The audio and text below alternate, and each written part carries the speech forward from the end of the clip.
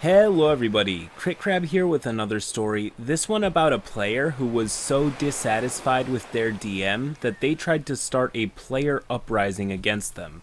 The player's fake name for this story? Kyle, and he definitely acts like one.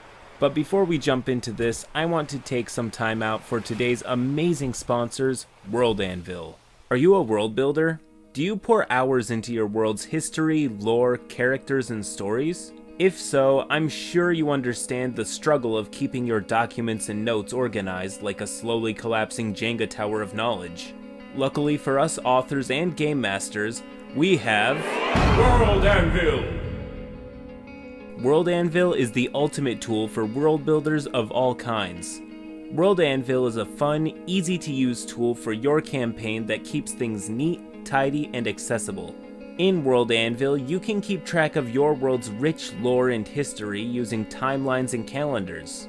You can turn your normal imported maps into interactive maps, keep track of all your plots and NPCs, and so much more. Best of all, it's all in one neatly organized place. Whenever you're ready, you can then share the world you built with your players, while still keeping secret pages that only you can see. I even use World Anvil for my personal D&D world, and I plan on using it throughout my campaign. World Anvil has almost everything you need to create and manage your campaign in one user-friendly space. Furthermore, we can use the code CritCrab at checkout to get 25% off of any 12-month membership. I'll see you there. Anyways, that aside, roll post. A little background. I've been running a hell-based homebrew game online for about 3 weeks. I had players that were not the greatest, but then again it's online D&D. They all seem interested at varying levels, and some are intrigued and active with the game, while others are mildly interested and interacting with some of the game. Their names are changed because of blah blah blah. There's Parker, David, Jesse, and Kyle. Kyle is the problem player. He never really engaged with the story. He always criticized other players' actions and talked about how great his character was. Quote, "It would put Matt Mercer's group to shame." So one day I decided to do a bit of a lazy day. Not a story-driven session, just players having fun. Then, at the end, I would end it with a giant plot twist that would really start to lead more into the story next session. As far as I can see, everyone likes the idea of a lazy day. We're all teens, but work various part-time jobs, so this would be a chill, low-effort session. Fun fact, Kyle does not. So we end our session there, and as I thank everyone for playing and prepare to describe the giant worm coming up from out of the ground and destroying the town, Kyle speaks up. Kyle: "What the fuck, man, that's it?" Me: "Maybe, as you—" No, don't change the subject. That session was pathetic. Why are you so tired today anyway? All you do is make D&D stories, that's why you have no friends. Being a DM isn't even that hard, so shut the fuck up and keep playing. The entire table is silent. I'm hurt, but more so confused on why he got very pissy like that for no reason, including things that are not even related to the original argument. Turns out he'd had one of his dogs die and was looking for a way to distract himself. After this didn't, he got upset. But we didn't know that yet. Kyle to the rest of the call: "You know what? I want to be the DM. I bet I could do it so much better than this long string of profanity and insults ever could. Come on guys, let's do a vote. It's me or Adam." He did not win. Edit. A few people have asked about Kyle's character. He was a half-orc halfling homebrew race that he made up, and that I stupidly agreed to, and he was a monk ranger fighter combo. His backstory was, and I quote, "None of your damn business." While this is ordinarily a clever idea when it's player on player, if done right, don't do this with your DM. He was also a min-maxer, but he put all of his points into charisma. Just found out that Kyle was lying about his dog dying. That's fun. End post. Reading this, I can already kind of tell that this person has a pretty unrealistic idea of what D&D is and what it's about. This very much feels like what would happen if an angry gamer walked into D&D with the same toxic energy they would usually inflict on other people in a sweaty Call of Duty match. Their unrealistic expectations have been highlighted by them talking about putting Critical Role to shame and raging out when things don't go their way.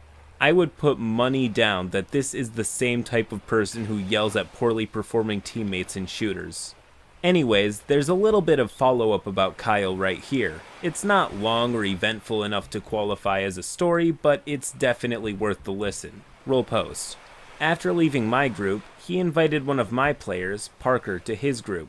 This is recent, but still the story is secondhand. There might be some details that were misconstrued.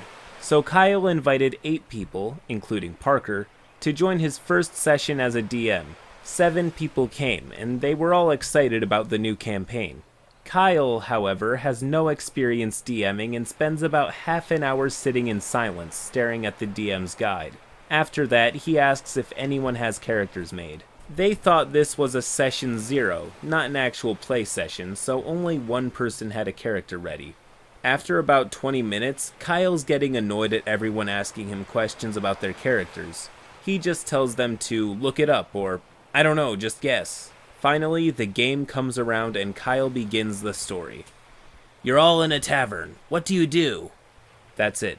The players are confused, and the forever DMs who are playing are giggling to themselves, and Kyle's waiting for someone to do something. One forever DM asks to make a perception check. Kyle looks through the book and finally pulls out his phone to look up the word. He says, I guess, what are you trying to look at? The DM responds with, anything?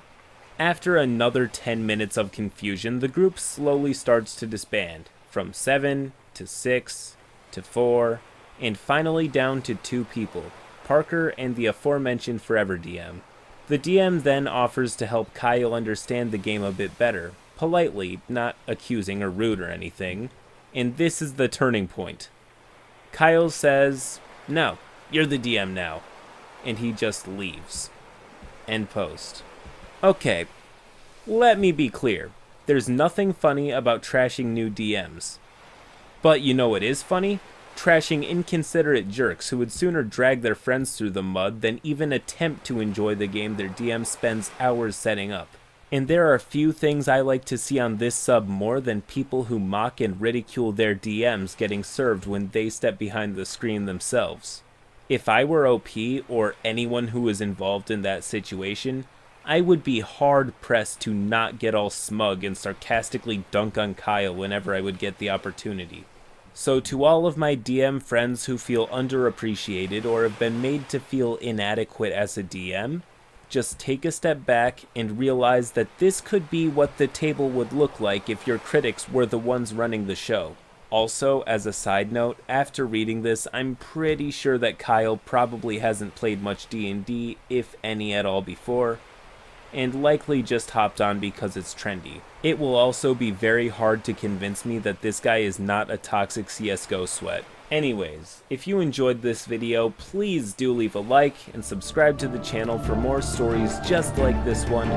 Till next time.